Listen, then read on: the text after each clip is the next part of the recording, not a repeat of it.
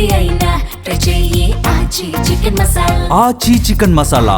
కూటమి ప్రభుత్వం అధికారంలోకి వచ్చి 2 ఏళ్లు పూర్తవుతున్న వేళ పీలేరు నియోజకవర్గంలో రాజకీయ సమీకరణాలు మారుతున్నాయా? అధికార టీడీపీపై ప్రజల్లో అసంతృప్తి పెరుగుతుందా? ప్రతిపక్ష వైఎస్ఆర్సీపీ మళ్లీ క్షేత్రస్థాయిలో బలపడుతుందా? ముఖ్యంగా వైఎస్ఆర్సీపీ ఇన్ఛార్జ్ చింతల రామచంద్రారెడ్డి ప్రజల్లో చురుగ్గా తిరుగుతూ ప్రభుత్వ వైఫల్యాలను ఎండగడుతున్నారనే చర్చ సాగుతుందా?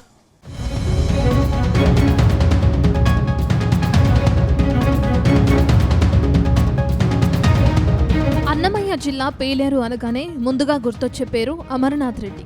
ఆ తర్వాత అదే కుటుంబం నుంచి వచ్చి ముఖ్యమంత్రి పీఠాన్ని అధిష్ఠించిన నల్లారి కిరణ్ కుమార్ రెడ్డిది మరో చరిత్ర.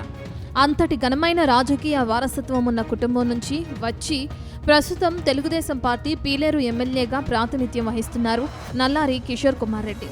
అయితే ఒకప్పుడు క్రమశిక్షణకు, క్యాడర్ కట్టుబాటుకు మారుపేరుగా ఉన్న నల్లారి కుటుంబం ప్రజలకు దూరం అవుతుందనే చర్చ జరుగుతుంది. రాష్ట్రంలో కూటమి ప్రభుత్వం 2 ఏళ్ల పాలనను పూర్తి చేసుకున్న ప్రజలకు ఒరిగిందేమీ లేదన్న టాక్ వినిపిస్తుంది. గత అసెంబ్లీ ఎన్నికల సమయంలో ఇచ్చిన హామీలు పూర్తి స్థాయిలో అమలు కాలేదనే అభిప్రాయం కొన్ని గ్రామాల్లో వినిపిస్తుంది. రోడ్లు, తాగునీరు, సాగునీరు, ఉపాధి అవకాశాలు, స్థానిక అభివృద్ధి పనులు కల్పించడంలో స్థానిక ఎమ్మెల్యే పూర్తిగా వెనకబడ్డారని ప్రజలు చర్చించుకోవటం హాట్ టాపిక్ అవుతుంది.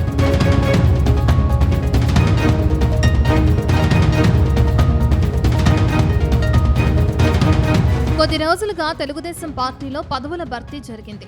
ఈ పంపకాల్లో పీలేరు ఎమ్మెల్యే కిషోర్ కుమార్ రెడ్డిని పూర్తిగా పక్కన పెట్టారు. టీడీపీ జాతీయ ప్రధాన కార్యదర్శిగా ఉన్న నల్లారి కిషోర్ కుమార్ రెడ్డిని ఆ పదవి నుంచి తప్పించారు.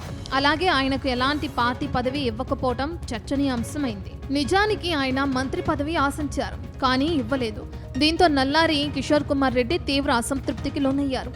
ఇదే సమయంలో ప్రజల్లో పెరుగుతున్న అసంతృప్తిని రాజకీయంగా ఉపయోగించుకునే ప్రయత్నంలో వైసీపీ యాక్టివ్ అయిందని అంటున్నారు.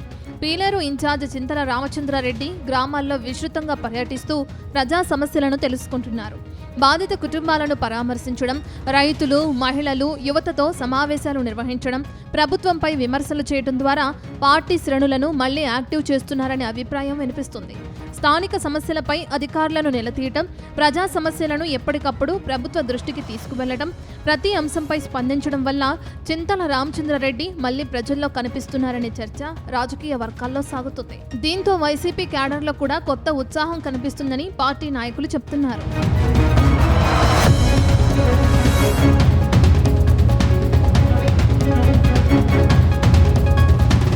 వాస్తవానికి పీలేరు నియోజకవర్గం ఒకప్పుడు కాంగ్రెస్ పార్టీకి అడ్డా అని చెప్తున్నారు. ఈ నియోజకవర్గం నుంచి మాజీ సీఎం నల్లారి కిరణ్ కుమార్ రెడ్డి, పెద్దిరెడ్డి రామచంద్రారెడ్డి వంటి నేతలతో కాంగ్రెస్కు బలమైన గుర్తింపు వచ్చింది.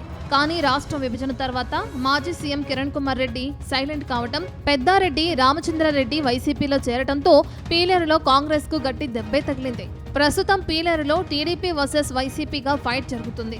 అయితే 2014, ఆ తర్వాత 2019లో వైసీపీ ఇక్కడ వరుసగా గెలిచింది. కానీ 2024లో మాత్రం ఫ్యాన్ పార్టీ ఓడింది. అయినప్పటికీ పార్టీకి ఉన్న సాంప్రదాయ ఓటు బ్యాంక్, స్థానిక నాయకుల బలం ఇంకా పూర్తిగా తగ్గలేదు. దాంతో 2029 ఎన్నికలకు ఇప్పటి నుంచే పార్టీ క్యాడర్ను మళ్లీ చైతన్యపరిచే ప్రయత్నాలు కొనసాగుతున్నాయి.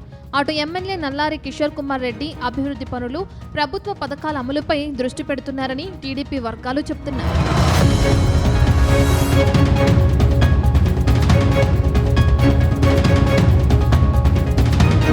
మరోవైపు అధికార టీడీపీ మాత్రం అభివృద్ధి పనులు కొనసాగుతున్నాయని, ఎన్నికల్లో ఇచ్చిన హామీలను దశల వారీగా అమలు చేస్తున్నామని చెబుతుంది.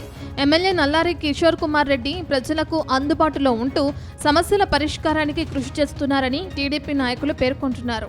అయితే గ్రౌండ్లో వినిపిస్తున్న అభిప్రాయాల ప్రకారం కొన్ని గ్రామాల్లో అధికార పార్టీపై అసంతృప్తి వ్యక్తమవుతుండగా, అదే సమయంలో ప్రభుత్వం చేపట్టిన కొన్ని అభివృద్ధి పనులను ప్రజలు స్వాగతిస్తున్నారని కూడా తెలుస్తుంది. అంటే పీలేరు రాజకీయాల్లో పూర్తిగా ఒకే విధమైన వాతావరణం కాకుండా మిశ్రమ పరిస్థితులు కనిపిస్తున్నాయి. అయితే రాబోయే రోజుల్లో ఈ అసంతృప్తిని వైఎస్ఆర్సీపీ ఎంతవరకు రాజకీయంగా మలుచుకుంటుంది, అధికార పార్టీ ప్రజల విశ్వాసాన్ని తిరిగి మరింత బలోపేతం చేసుకోగలదా అనేది ఇప్పుడు పీలేరు రాజకీయాల్లో ప్రధాన చర్చగా మారింది.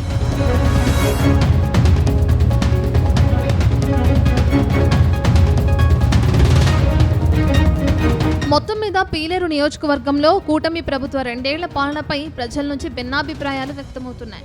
ఒకవైపు అభివృద్ధి జరిగిందనే వాదనలు, మరోవైపు హామీలు పూర్తిగా అమలు కాలేదనే విమర్శలు వినిపిస్తున్నాయి.